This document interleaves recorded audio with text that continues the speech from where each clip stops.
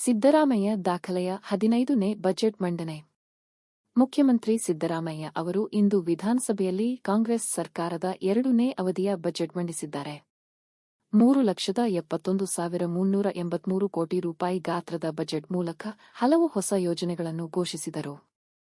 Guarantee ಯೋಜನೆಗಳೊಂದಿಗೆ ಉದ್ಯೋಗ ಸೃಜನ, ಶಿಕ್ಷಣ, ಆರೋಗ್ಯ, ಹಸಿವು ನಿವಾರಣೆ, ಕೃಷಿ ಮತ್ತು ನೀರಾವರಿಗೆ ಪ್ರೋತ್ಸಾಹ, ಮೂಲಸೌಕರ್ಯ ಸೇರಿದಂತೆ ವಿವಿಧ ವಲಯಗಳ ಅಭಿವೃದ್ಧಿಗೆ ಬಜೆಟ್ನಲ್ಲಿ ಹೊಸ ಯೋಜನೆಗಳನ್ನು ಘೋಷಿಸಿದ್ದಾರೆ. ಬಿಯರ್ ಮೇಲಿನ ಅಬಕಾರಿ ಶುಲ್ಕ ಹೆಚ್ಚಳ ಹೊರತುಪಡಿಸಿ ಉಳಿದಂತೆ ಯಾವುದೇ ತೆರಿಗೆ ಹೊರೆಯನ್ನು ಜನಸಾಮಾನ್ಯರ ಮೇಲೆ ಹೇರಿಲ್ಲ. ಬಜೆಟ್ನ ಪ್ರಮುಖ ಅಂಶಗಳೆಂದರೆ ಗ್ಯಾರಂಟಿ ಯೋಜನೆಗಳಿಗೆ 52,000 ಕೋಟಿ ರೂ. ಮೀಸಲು. ರಾಜ್ಯಾದ್ಯಂತ ಮಹಿಳೆಯರೇ ನಡೆಸುವ 50 ಹೋಟೆಲ್ ಕೆಫೆ ನಿರ್ಮಾಣ.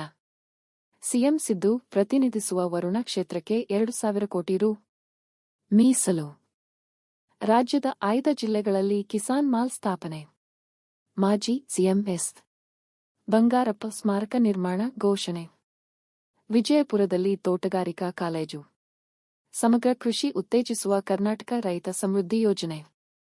ಸಿರಿಧಾನ್ಯಗಳಿಗಾಗಿ ನಮ್ಮ ಮಿಲ್ಲೆಟ್ ಹೊಸ ಯೋಜನೆ ಪ್ರಾರಂಭ. ಅಂಗನವಾಡಿ ಕಾರ್ಯಕರ್ತೆಯರಿಗೆ ಸ್ಮಾರ್ಟ್ಫೋನ್. 80 ವರ್ಷ ದಾಟಿದ ವೃದ್ಧರಿಗೆ ಆಹಾರ ಒದಗಿಸಲು ಅನ್ನ ಸುವಿಧಾ ಯೋಜನೆ. ಬೆಂಗಳೂರು ಟ್ರಾಫಿಕ್ ಜಾಮ್ಗೆ ಸುರಂಗ ಮಾರ್ಗ ಪರಿಹಾರ. ಗ್ರಾಮೀಣ ಭಾಗದ ಪತ್ರಕರ್ತರಿಗೆ ಉಚಿತ ಬಸ್ಪಾಸ್ ಯೋಜನೆಯನ್ನು ಬಜೆಟ್ನಲ್ಲಿ ಪ್ರಕಟಿಸಿದ್ದಾರೆ.